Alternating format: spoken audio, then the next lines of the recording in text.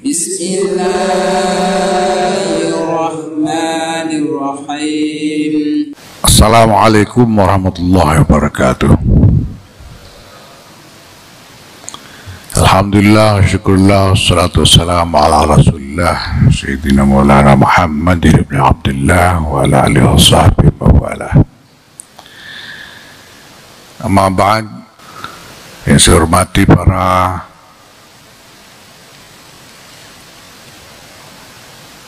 jajaran pengurus besar Nahdlatul Ulama,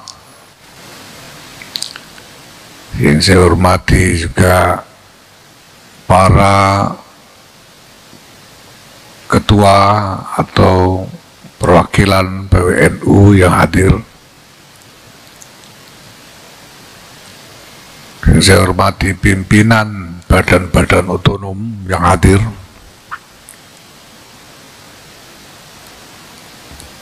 alhamdulillah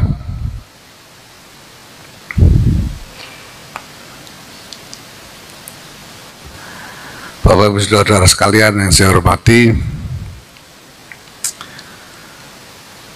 saya perlu menyampaikan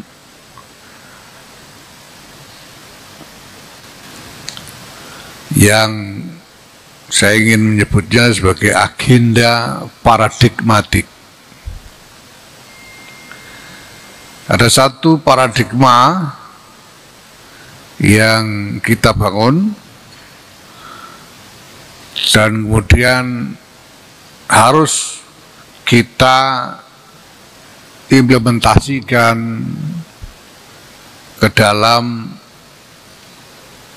kerja-kerja organisasi. Paradigma itu adalah bahwa paradigma itu menyangkut keberadaan dan kehadiran Nahdlatul Ulama di tengah-tengah kehidupan masyarakat, bangsa, negara, dan kemanusiaan secara keseluruhan. Pada titik yang paling awal, kita sudah mengumumkan kredo yang kemudian kita pegangi sampai sekarang, bahkan juga mulai diadopsi oleh kalangan lain, yaitu merawat jagat, membangun peradaban. Sekarang di mana-mana kita sering sekali mendengar berbagai kalangan juga menggunakan terminologi peradaban untuk berbagai inisiatif yang mereka bangun. Merawat jagat, membangun peradaban. Ini adalah kredo yang menggambarkan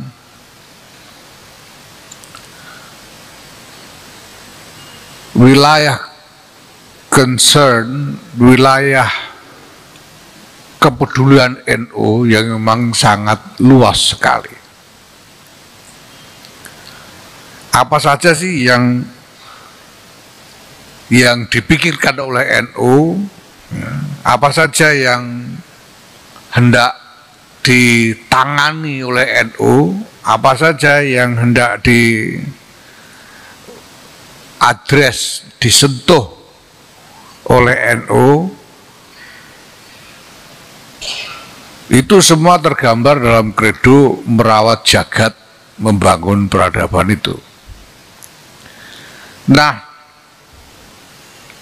karena kita punya paradigma makna kehadiran untuk merawat jagat, membangun peradaban, ya, maka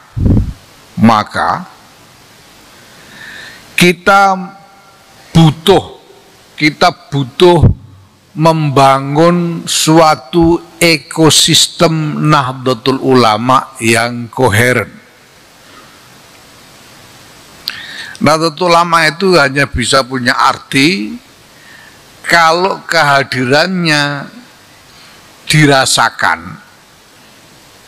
Dirasakan itu artinya memberi impact, menciptakan asar di dalam merawat jagat, membangun peradaban.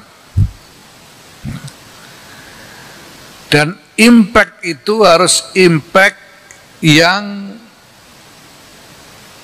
well defined, impact yang memang sungguh-sungguh didefinisikan dengan baik, bukan asal impact. Bukan sekedar asal dampak. Kalau asal dampak, narkoba itu juga ada dampaknya.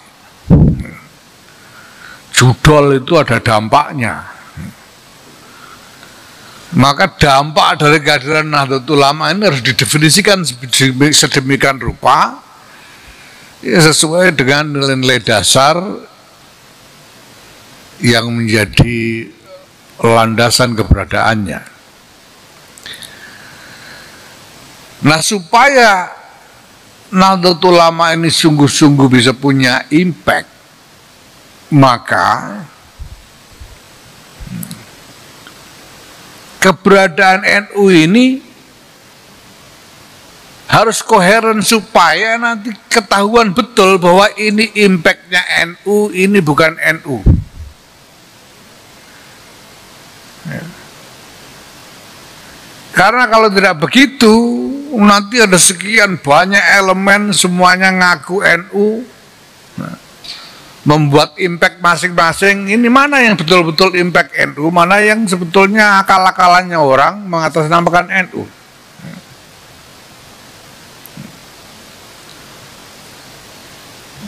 Ya, apalagi kalau urusan calon-mencalon itu, ngaku-ngaku calon NU ternyata kalah, kan malu kita. Padahal itu gara-gara tidak koheren gitu loh. Ya.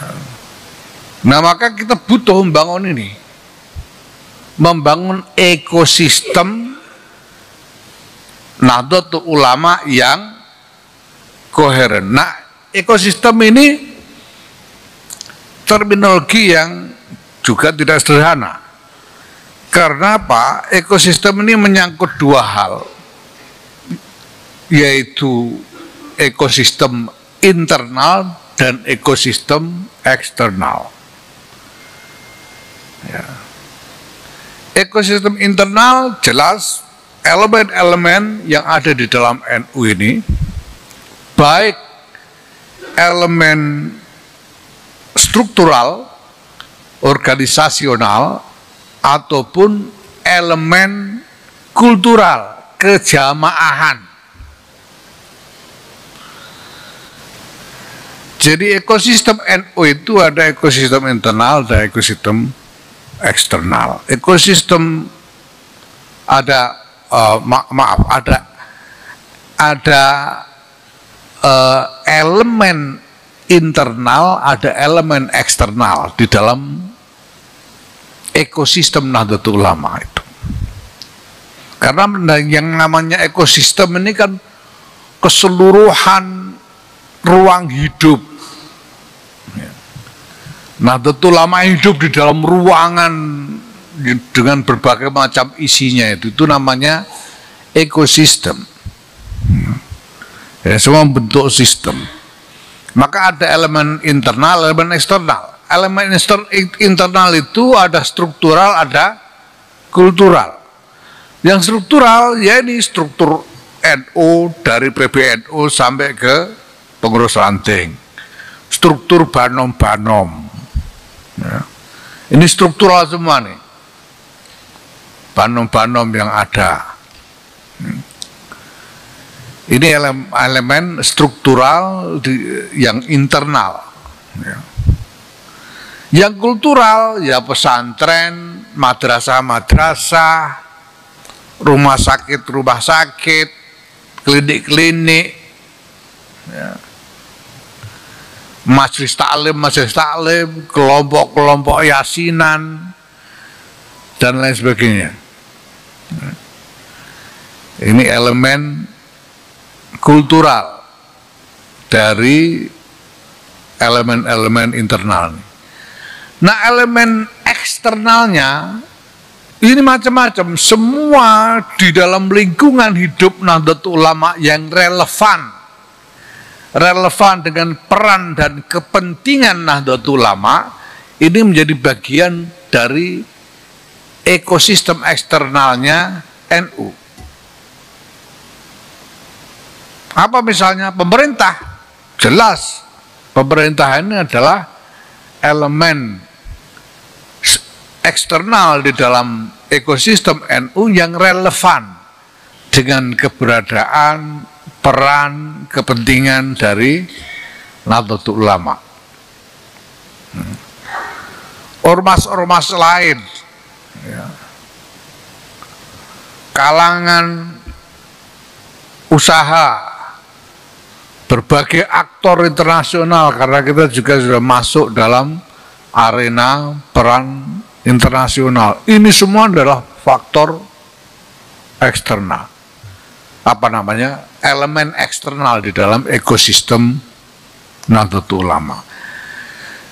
Nah, seperti saya katakan tadi, supaya NU ini punya impact yang definitif, maka ekosistem ini harus kita bangun menjadi koheren satu sama lain. Koheren itu artinya mutamasik. Bahasa Arabnya itu. Bahasa Jawanya malah nggak tahu saya. Koheren itu bahasa Jawanya apa? Koheren itu artinya satu sama lain nyambung secara relevan. Ya. Tidak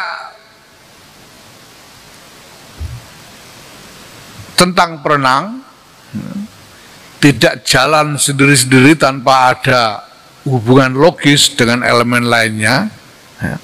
Tapi semua harus dalam kerangka yang tersambung satu sama lain secara relevan.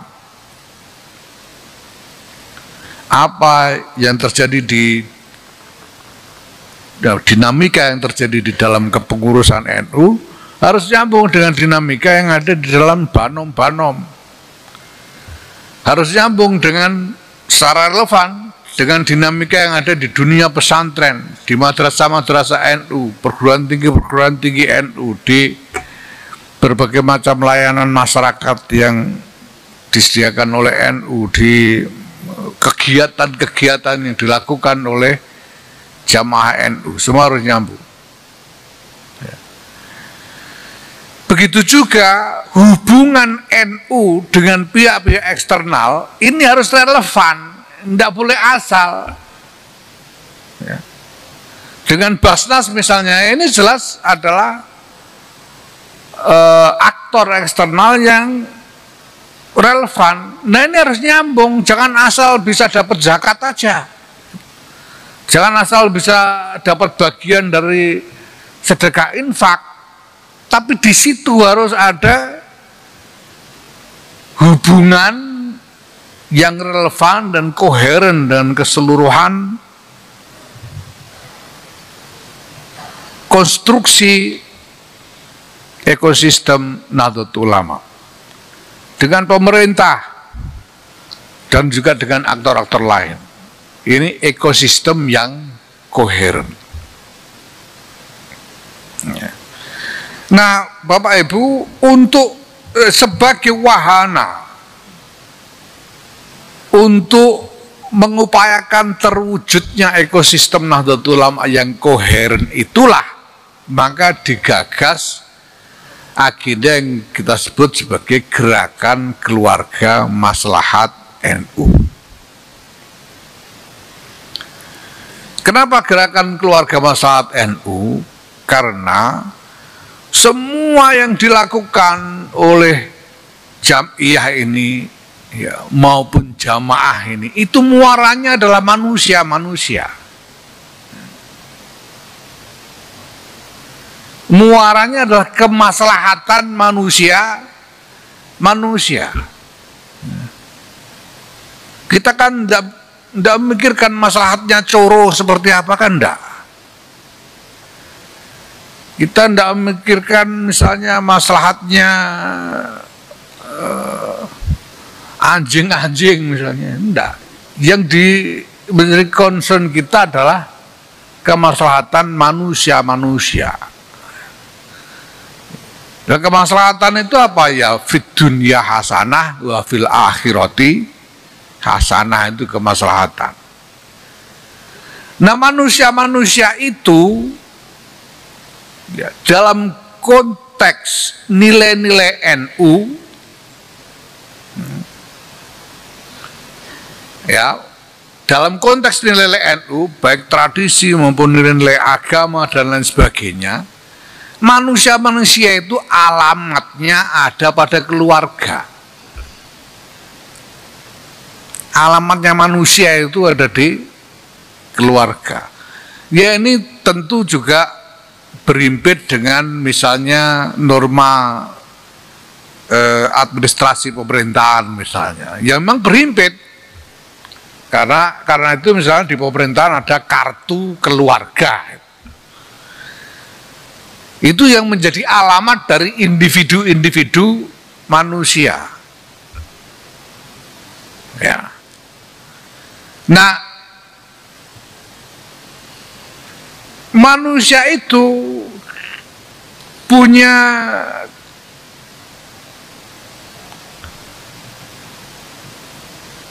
makna relevan yang kompleks sesuai dengan hajat dan kapasitas hidupnya.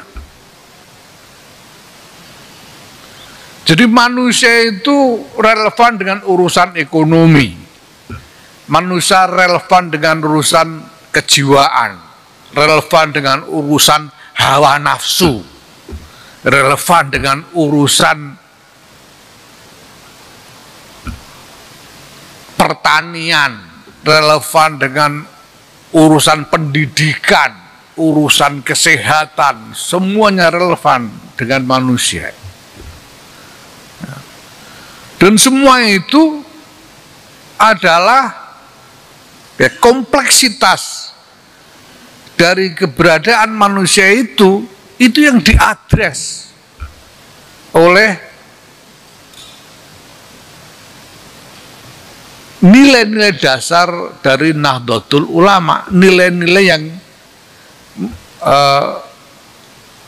membangun keberadaan Nahdlatul Ulama itu, yaitu terutama adalah nilai-nilai agama.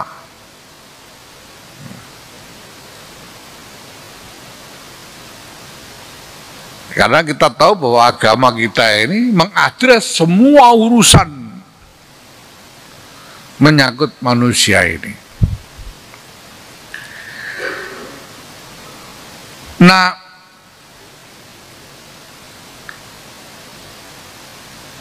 bagaimana kita menjangkau manusia-manusia? Nah, alamatnya adalah keluarga.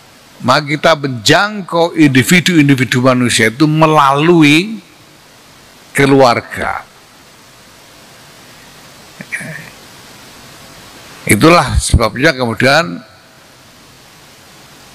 gagasannya adalah membangun satu agenda yang terkait dengan keluarga, agenda besar yang komprehensif mengenai keluarga, karena di dalam keluarga itu ada alamat individu-individu manusia.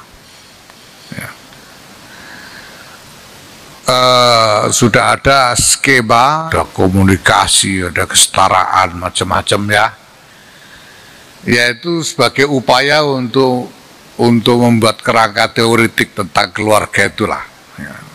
Yang sebetulnya mungkin realitasnya bisa lebih kompleks. Ya. Apalagi kalau kita bicara tradisi. Dan pada titik ini sebetulnya kita juga tidak ingin membuat katakanlah konfrontasi ya dengan tradisi sebetulnya ya.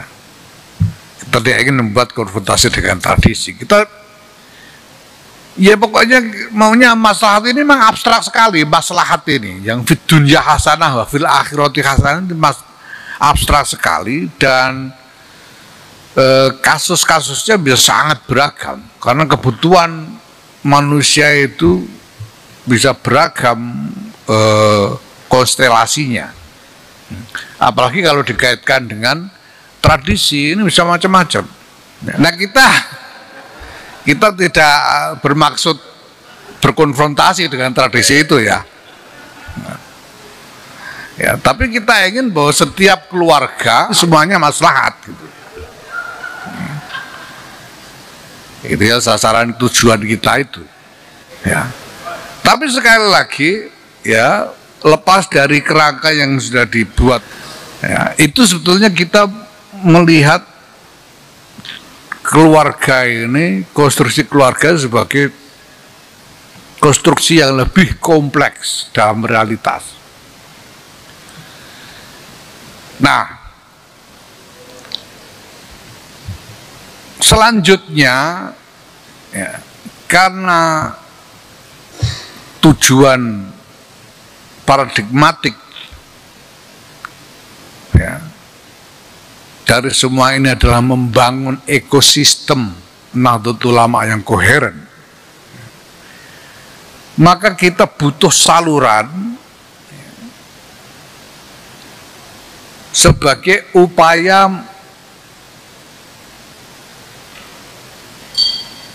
merawat koherensi itu, menumbuhkan dan merawat koherensi itu.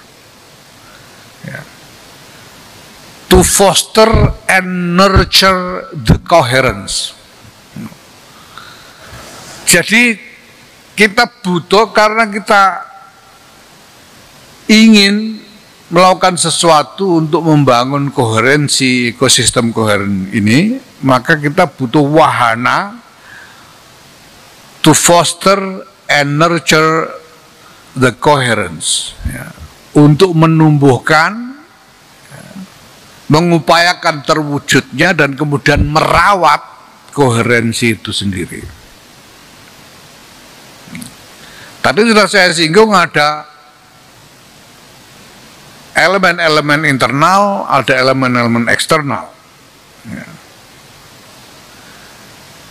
Nah, bagaimana supaya ini bisa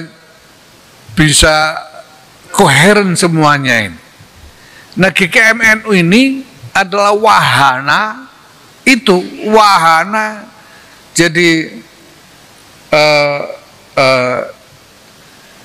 GKMNU is a medium to foster and nurture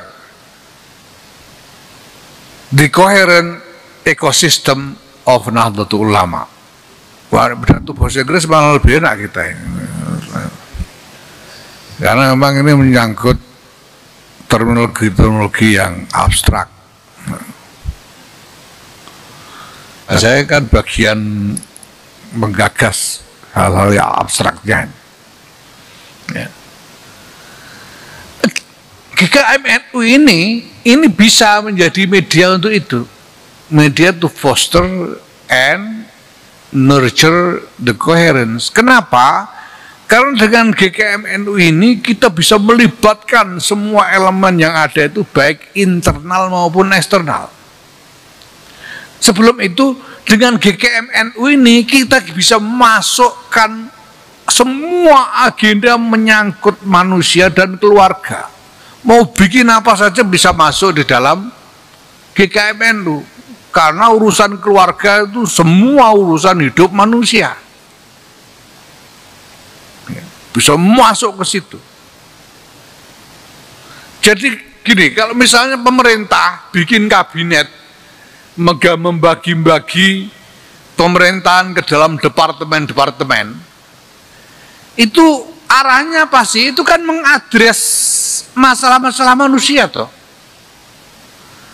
Ada departemen agama, departemen perdagangan, departemen kementerian sekarang ya, kementerian pendidikan dan lain sebagainya, mengadres masalah-masalah manusia. Ya, nah kita menegaskan alamatnya di mana manusia itu, keluarga. Maka semua urusan yang merupakan upaya untuk mengadres masalah-masalah manusia diwadahi dalam keluarga. Ya. Ini yang pertama. Ya. Nah, kedua yang harus kita upayakan adalah bahwa semua elemen-elemen ini tersambungkan di dalam medium gerakan keluarga Maslahat NU. Itu sebabnya kita desain elemen-elemen dari Satgas GKM NU ini adalah dari elemen-elemen struktural NU tadi. Ada NU, ada Banom-Banom, dan juga elemen eksternalnya yang dari pemerintah.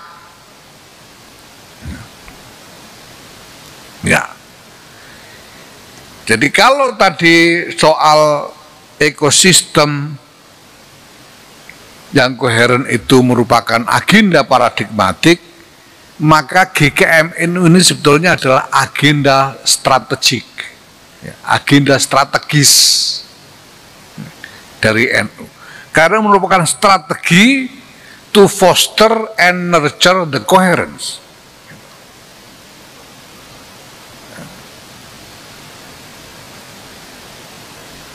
Ini. Nah, hal ini juga sekaligus GKM NU ini nanti sekaligus akan menjadi wahana untuk membentuk model aktivisme NU di masa depan. Kalau selama ini aktivisme NU itu ya terbatas pada kegiatan-kegiatan keagamaan yang cenderung sifatnya seremonial seperti atau ritual, ya, seremonial atau ritual seperti pengajian-pengajian atau manakipan, wirid dan lain-lain, ya. Sementara kegiatan-kegiatan yang lebih umum itu cenderung sifatnya lagi-lagi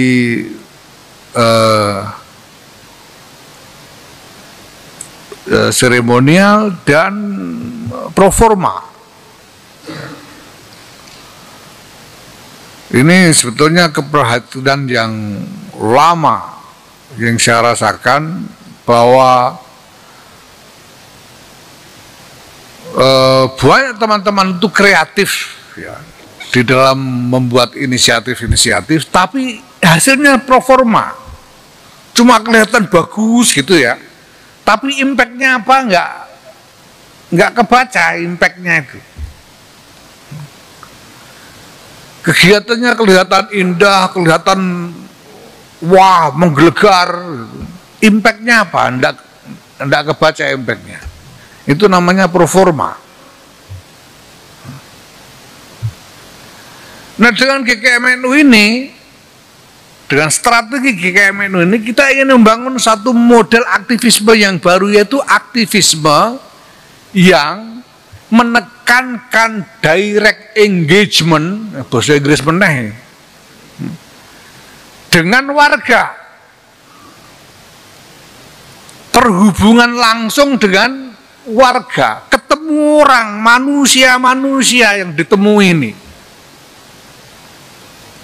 Dan urusan-urusan manusia yang nyata, yang dirasakan oleh manusia-manusia itu yang diurus. Ini adalah model engagement yang menurut saya harus dibangun untuk masa depan. Karena berbagai macam pertimbangan. Ini kita punya pertimbangan, bukan hanya pertimbangan yang sifatnya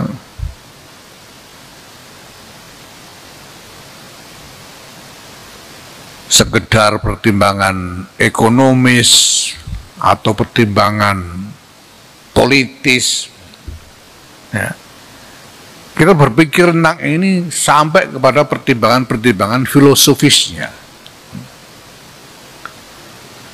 Kita ini misalnya dewasa ini kita menghadapi tantangan besar dari gelombang dehumanisasi di berbagai aras kehidupan manusia.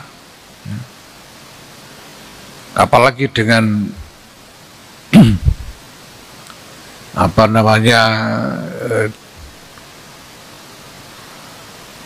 dunia digital nih, dunia maya ini. Ya. Bahkan kita melihat kecenderungan dehumanisasi dalam cara berpikir para pembuat kebijakan.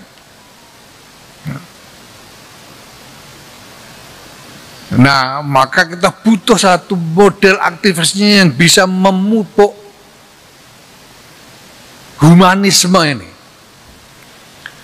Bisa memupuk terus naluri humanisme kita.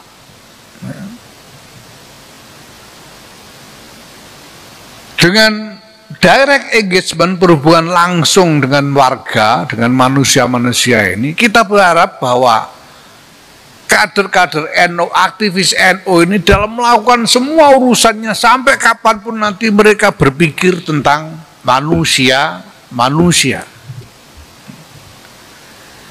Mereka berpikir tentang darah daging yang nyata.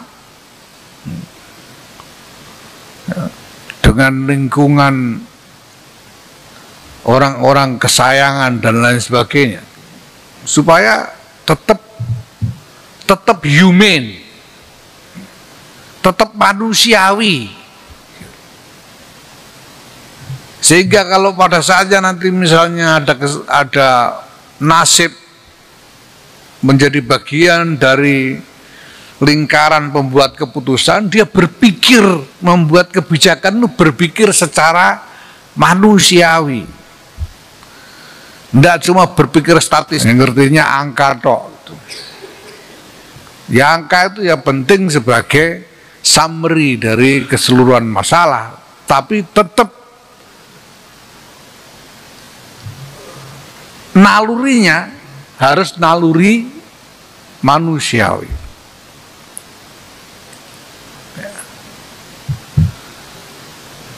Nah, ini semua yang akan di-nurture dengan GKM-NU ini.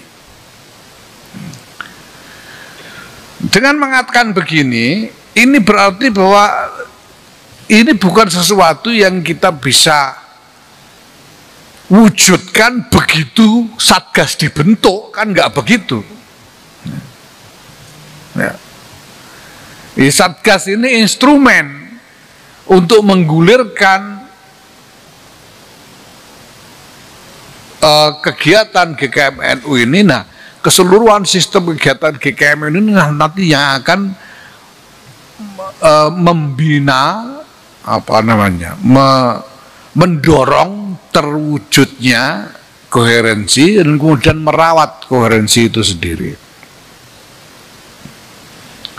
Nah, makanya ini juga nanti akan terkait dengan pemerintah. Nah, saya kira perlu saya singgung lebih jauh. Jadi ketika kita berpikiran bagaimana NU ini engage dengan pemerintah, ya, di situ ada soal positioning NU. NU ini sudah menjadi representasi dari konstituen yang luas sekali.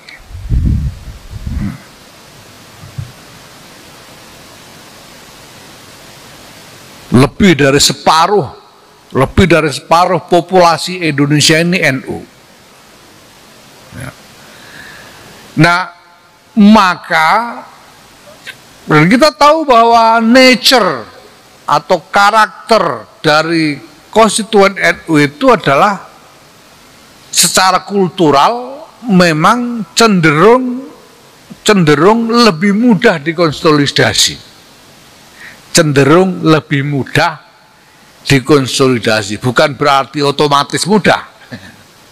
Tapi cenderung lebih mudah dikonsolidasi, cenderung lebih mudah dimobilisasi. Semua orang tahu itu dari dulu. Ya, cenderung lebih mudah dimobilisasi ya paling enggak. Ya. Dari dulu tradisi kita itu pokok asal sistem dibunyikan ya orang enggak pakai undangan ngumpul sendiri kan. Itu tradisi kita sudah lebih mudah dimobilisasi. Nah karena ukuran dan nature ini dan karakter dari konstituen ini, maka apa boleh buat NU ini punya bobot politik, menjadikan NU memiliki bobot politik.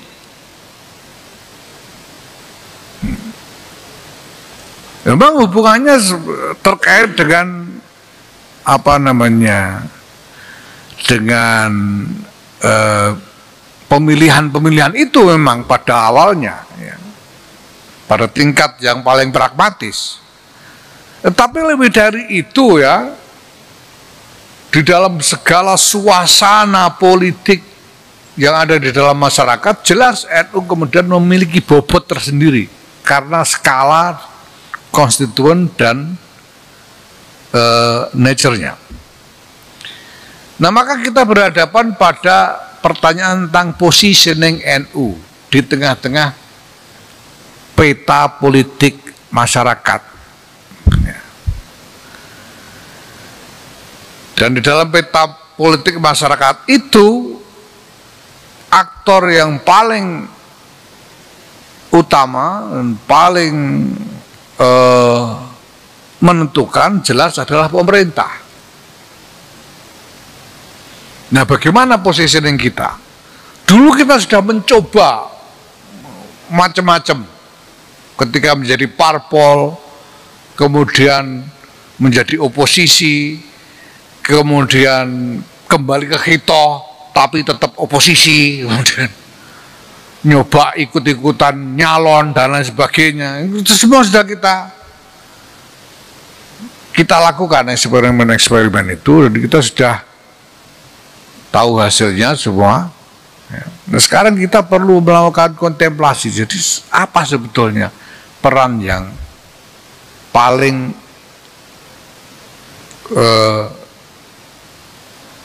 visible untuk NU di tengah-tengah peta atau lanskap politik masyarakat itu.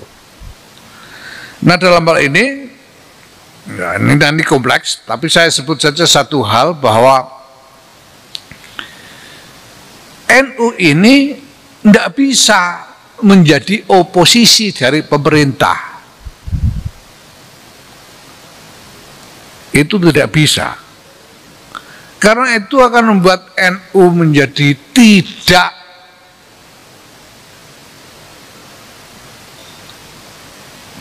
adil. NU tidak adil kepada aktor-aktor politik yang lain. Karena yang namanya oposisi itu kan melakukan konsolidasi kekuatan untuk melawan. Itu namanya oposisi. Ya toh? Makanya kemarin ketika ada capres kalah bilang saya akan tetap oposisi gitu. Lalu ada nyeletuk, oposisi itu kalau berkelompok, kalau sendirian namanya pengamat, katanya kan begitu atau apa kritikus itu ya. Kenapa? Karena namanya oposisi itu konsolidasi secara berkelompok untuk melakukan exercise political exercise. Itu oposisi. Nah NU tidak bisa begitu. Kalau NU melakukan itu, ini tidak adil pada aspirasi-aspirasi politik yang beragam. Yang kedua, NU juga jadi nggak produktif. Kenapa? Karena yang bertanggung jawab membuat agenda-agenda yang beneficial, yang beneficent untuk masyarakat itu adalah pemerintah. Kalau oposisi, kan semua yang dilakukan pemerintah harus dilawan. Sehingga agenda-agenda pemerintah yang dimaksudkan untuk maslahat rakyat itu juga ikut dilawan, malah jadi tidak produktif semua. Ya, maka singkatnya, ya NU tetap harus dalam hubungan kooperatif dengan pemerintah. Itu posisinya. Siapapun pemerintahnya. Ya. Nah, dalam soal pemilu-pemilu, ya pemilihan-pemilihan itu ya main-main lah. Tapi kalau sudah jadi pemerintah, ya, kooperatif sudah. Lah di mana fungsi NU di situ, peran NU itu nanti adalah membantu memastikan delivery, penghantaran agenda-agenda pemerintah supaya sungguh-sungguh sampai kepada basis masyarakat. Di situ positioningnya NU. Nah, maka ke depan kita memang membutuhkan untuk membina, ya, untuk foster and nurture lagi-lagi hubungan dengan elemen-elemen pemerintah. Kita nanti ya dengan semua kementerian yang relevan, kita harus punya hubungan kooperatif ini. Nah, memang kemarin ini sebagai awalan sengaja kita pilih Kementerian Agama. Nah, ini ada campuran soal pribadi juga memang gitu. Karena paling gampang disuruh lah, kira-kira begitu. Ya. Jadi bisa lebih mudah dikoordinasikan sebagai awalan supaya lebih cepat. Gitu ya. Tapi bukan berarti cuma Kemenak. Kita hanya engage dengan Kemenak saja, kita harus dengan semua, karena ini urusan keluarga semua. Ini kementerian-kementerian ini semuanya urusan muaranya, alamatnya ke keluarga, ya. Nah, termasuk nanti ini urusan internasional itu alamatnya keluarga loh. Jangan salah, kita bikin R20 segala itu nanti turunnya sampai ke keluarga. Kita bikin AIDC, kita bikin ISORA, semuanya turunnya ke keluarga. Karena alamat akhir dari semua agenda-agenda itu adalah keluarga. Nah, ini agenda strategisnya. Nah, sesudah itu kita harus berpikir tentang metode. Bagaimana metode eksekusinya.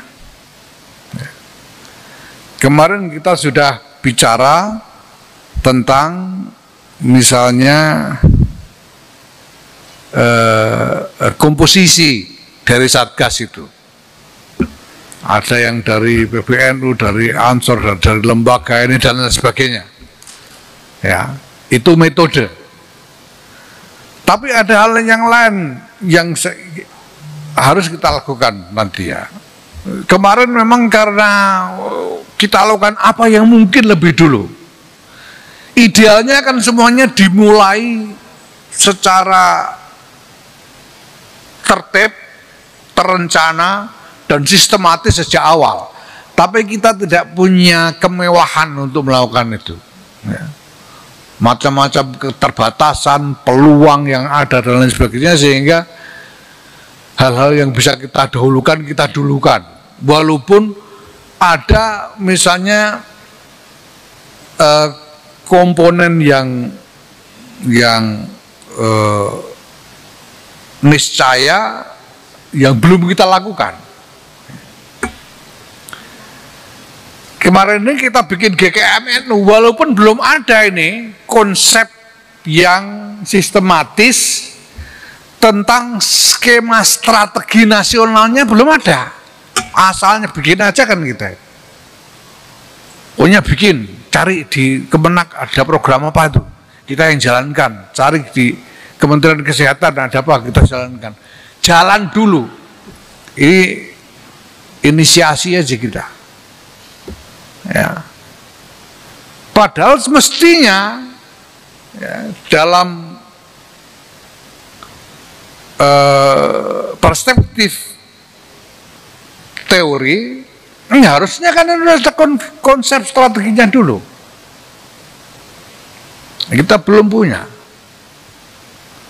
Ya terus terang aja emang ada sejumlah hal yang keteter-teter kemarin itu. Apa boleh buat? Gitu. Termasuk misalnya lembaga-lembaga ini kan banyak yang nganggur nih sampai sekarang ini. Banyak yang nganggur karena belum ada konsep tentang kerangka strategi nasionalnya. Sementara mau buka lapak nggak bisa gitu. Kemarin saya juga ngomong sama Pak Amin Said ini, saya ini ngelus dada Pak Amin, kita ini sudah mateni pangane orang banyak ini, saya bilang. Karena kemarin teman-teman seluruh kreatif bikin lapak ini itu, jalan sendiri-sendiri, bisa hidup sendiri. Sekarang mereka tidak bisa. Tuhnya kasihan, kita harus tanggung jawab ini saya. Nah sekarang gimana?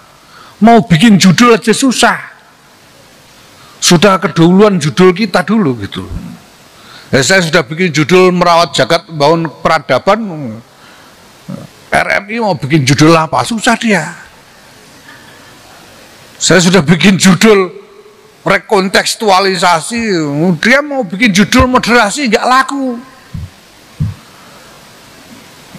Sehingga repot semua ini, lapak-lapak ini. Nah makanya lalu jadi kayak tertidur semua ini lembaga. Karena nggak tahu apa yang harus dikerjakan. Sementara belum ada konsep tentang strategi nasionalnya. Makanya kemarin itu ada yang ngeluh, wah ini gimana nih ketua lembaga ini harus diganti, tidak aktif dia ini. Ya saya udah biar aja, nanti kalau aktif malah aku yang repot, saya bilang. Biar tidur dulu, saya bilang. Kenapa? Karena kerangka konseptualnya belum ada. Nah kalau dibiarkan jalan, kemudian bikin konstruksi sendiri-sendiri, nanti kalau jadi semua, yang pening kan saya. Gimana cara merapikan lagi dalam satu sistematika yang utuh? Sekarang aja pening mikir Ansor sama Fatayat sama Muslimat ini. Udah kadung jadi konstruksi masing-masing begitu. Nanti yang lain-lain gimana? Udah biar tidur dulu saya bilang. Nah alhamdulillah sekarang kita udah punya yang dihasilkan oleh Lakresdam itu Renstra 3 tahun sampai 2027 punya kita sudah ya. Walaupun Renstra ini nanti masih harus mengalami penyesuaian dengan agenda dari pemerintahan baru. Sebetulnya sudah masuk dalam pertimbangan agenda dari pemerintah baru, sudah masuk dalam pertimbangan ketika menyusun Renstra ini. Tapi nanti dalam kenyataan pasti dibutuhkan penyesuaian-penyesuaian, tidak masalah. Kita sudah punya. Ya. Sekurang apapun Renstranya, yang penting udah punya gitu loh. Gitu loh. Kayak orang kawin pesek-pesek lah, yang penting dibojokan begitu. Ini sekarang ini udah punya kita Renstra ini, sudahlah. Sarupa-rupanya itu kita sudah punya Renstra, dan ini sudah dibuat dengan serius sekali, dengan sangat serius, dengan metode dan proses yang serius sekali, udah jadi sekarang. Nah, saya pengen supaya ini lalu jadi model Renstra ini. Mulai dari cara pembuatan sampai hasilnya itu jadi model. Model itu artinya nanti akan kita lakukan hal ini secara terus-menerus di masa datang itu kita lakukan dengan cara seperti ini. Nah, setelah sekarang jadi Renstra, kita butuh model bagaimana membreakdown Renstra nasional yang keseluruhan itu menjadi Renstra lembaga-lembaga. Habis ini ya. Itu harus jadi model juga, metode untuk membreakdown Renstra dari Renstra nasional yang sudah ada itu jadi Renstra lembaga, Renstra NU jadi Renstra lembaga, lalu di breakdown lagi jadi Renstra Banom-Banom, di breakdown lagi jadi Renstra di tingkat kita proses ini ya. Nah, kalau sudah ketemu modelnya, bikin raker, nanti bicarakan gimana membreakdown dari Renstra misalnya Sumatera Utara itu jadi Renstra mana Deli Serdang misalnya, itu supaya jadi model. Nah, di sisi lain ini juga harus kemudian termanifestasi ke dalam operasionalisasi GKM NU itu sendiri. Jadi isi GKM NU ini harus benar disambungkan kepada Renstra yang sudah ada. Ini metode. Kenapa kita butuh begini? Karena kita butuh model dari satu konstruksi organisasi baru yang nanti bisa kita lihat sebagai NU governance. Bahwa NU ini dijalankan laksana pemerintahan, ada model.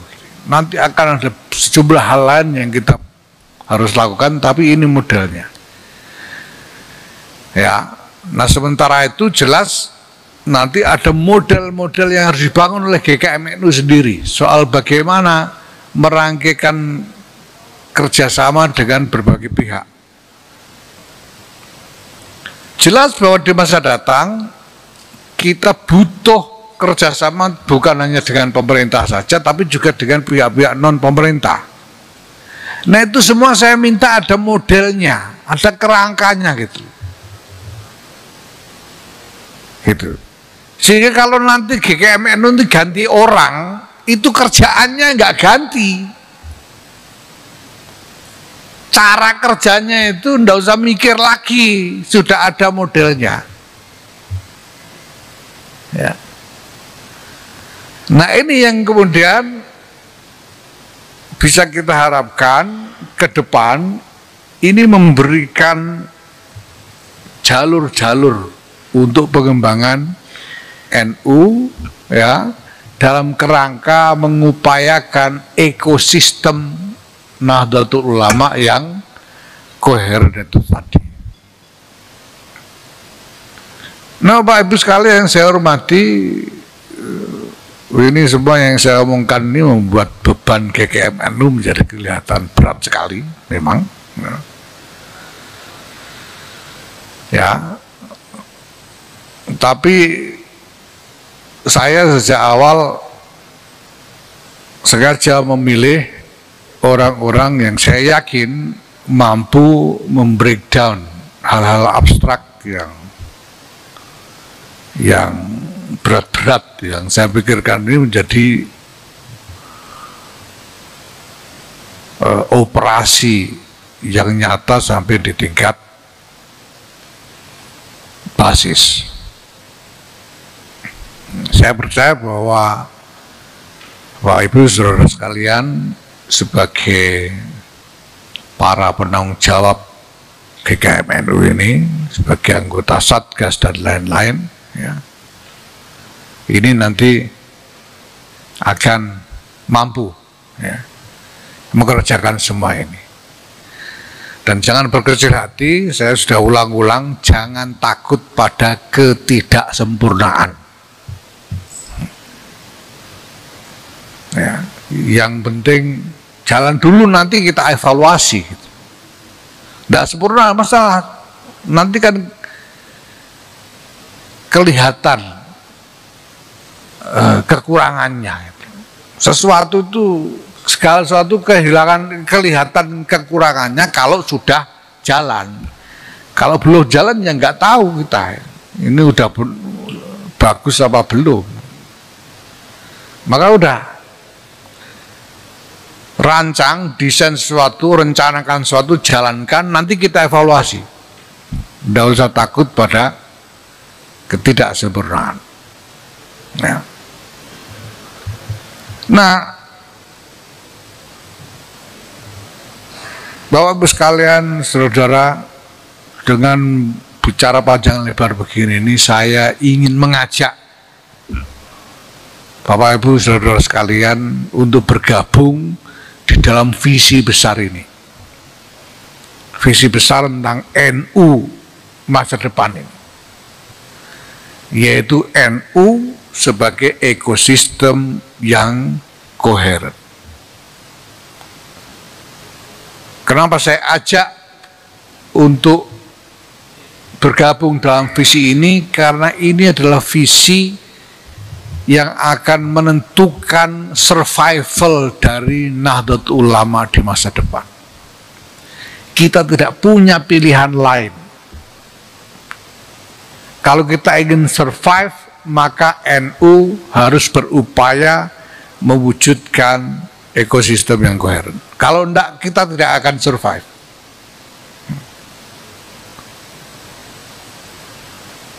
Ya, kenapa?